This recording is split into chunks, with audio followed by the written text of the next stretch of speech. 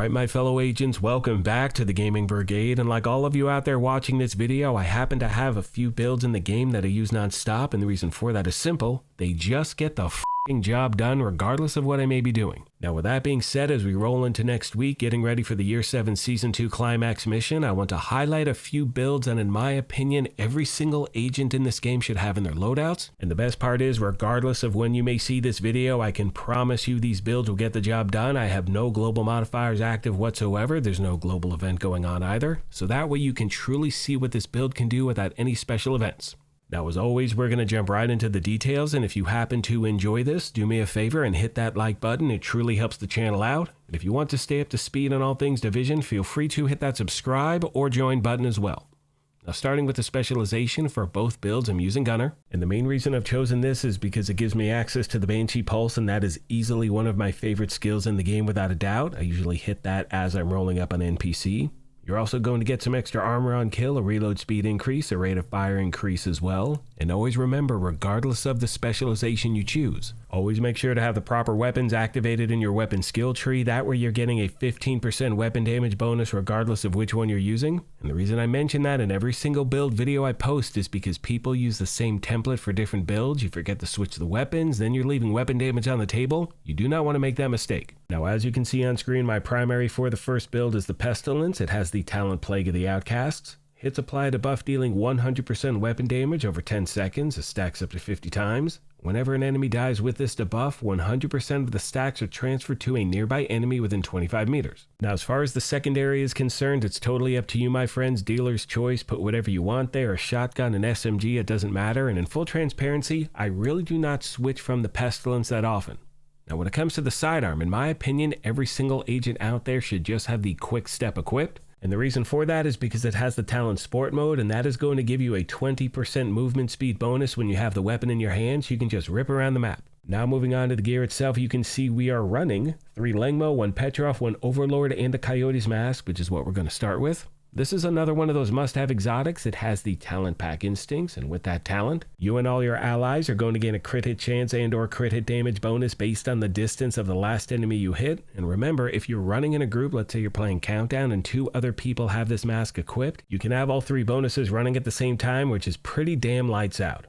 Now moving on to the body armor, it is the first of 3 pieces of Lengmo. Now we're running 3 because we are targeting that 3rd brand set bonus, which is that extra 30% LMG damage. Now, as far as the talent on your chest is concerned, you have a few different options. I usually run with one of 2. We're either going to use Obliterate, where critical hits are going to increase weapon damage by 1% for 10 seconds, stacking up to 20 times. Another very popular option is Glass Cannon. That now takes us to the holster, which is the 2nd piece of Lengmo, and you'll notice that a few of these pieces are not fully optimized as yet, so there's definite room for improvement. Next, we have the knee pads. They are Fox's Prayer. We're running these for that middle attribute, 8% damage to targets out of cover.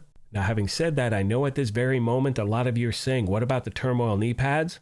Another great option, my friends. These have the talent Bewildered. When dealing weapon damage to an enemy, 50% of the damage will be dealt to another enemy within 30 meters. And you can also see when no other enemies are nearby, you're going to deal damage normally. These 2 knee pads perform completely different. So once again, try out different variations. Take your time, make a build your own, all that good stuff. Next, we have the gloves. It's the 1 piece of Petrov. They are the Contractor's Gloves. We are running these for that extra 10% LMG damage bonus and that middle attribute, 8% damage to armor.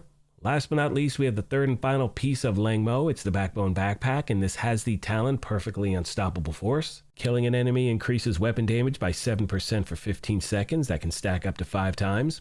As far as my skills are concerned, no matter what, I'm using the Banshee Pulse, and the secondary skill could be the Fixer Drone, it could be the Booster Hive. It's totally up to you. Again, always remember, this is just a template. It is not gospel. Try out different builds and see which one you enjoy using. Now, with all that being said, it takes us to the second build I'm highlighting in this video. It is a very, very basic build. We're talking 4 Striker, 1 Fenris, and either the Catharsis or the Coyote's Mask, and your primary weapon is going to be St. Elmo's Engine. This thing is an absolute monster.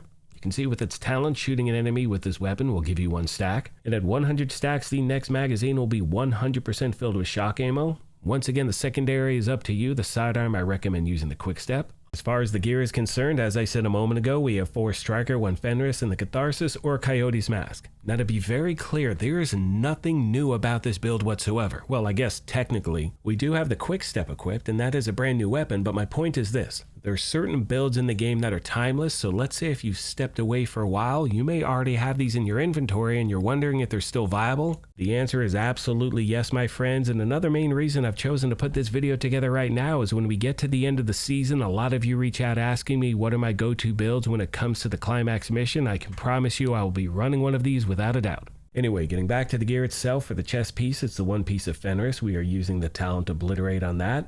As far as the holster, knee pads, gloves, and backpack are concerned, they are the 4 pieces of the Striker gear set. We're running 4 so we get all of the gear set bonuses. 2 pieces 15% weapon handling, 3 pieces 15% rate of 65%, stacking up to 100 times. However, because we are wearing the Striker backpack, we do have access to the talent risk management. And that is going to increase the total weapon damage gain per stack of Striker's Gamble from 0.65% to 0.90%. As far as my skills are concerned for this build, I'm using the Banshee Pulse and the Crusader Shield. Hope this helped you out, my friends, and as always, questions, comments, or feedback, please let me know and I'll do my best to get back to you as quick as I can. On that note, I'm going to leave you with some gameplay footage and a few final thoughts. As always, I want to take a moment and thank you all for your incredible continued support. Please let me know of any other questions you have I did not address. Thank you once again for the privilege of your time, and as I mention at the end of every one of these, take care of yourselves, be kind to each other, and we'll talk to you soon. Thanks again, everyone.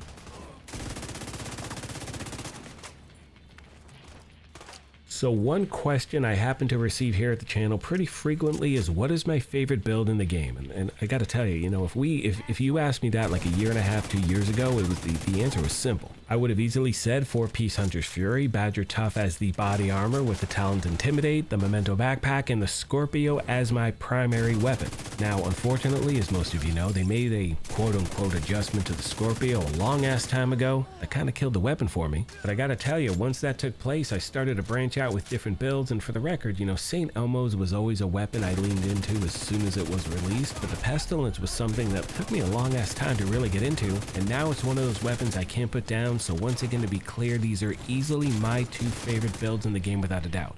Now, as I leave you with some gameplay footage of the builds in action, I want to once again remind you that now is the time to farm for that quick step handgun. It is the only time, at least currently, that you can get the weapon in the game. So please make sure you make that a priority. If you have no idea how to get it, I will leave a link to a video I posted yesterday going over some of the details.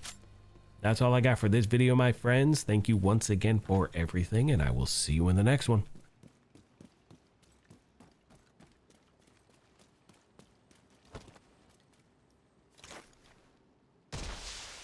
Reinforcements en route.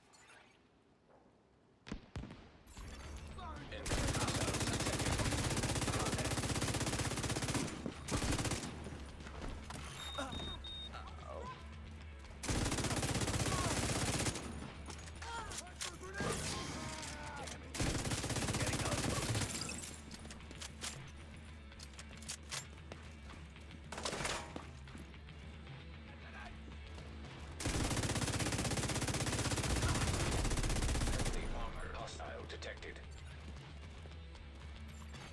Hostiles guarding location nearby.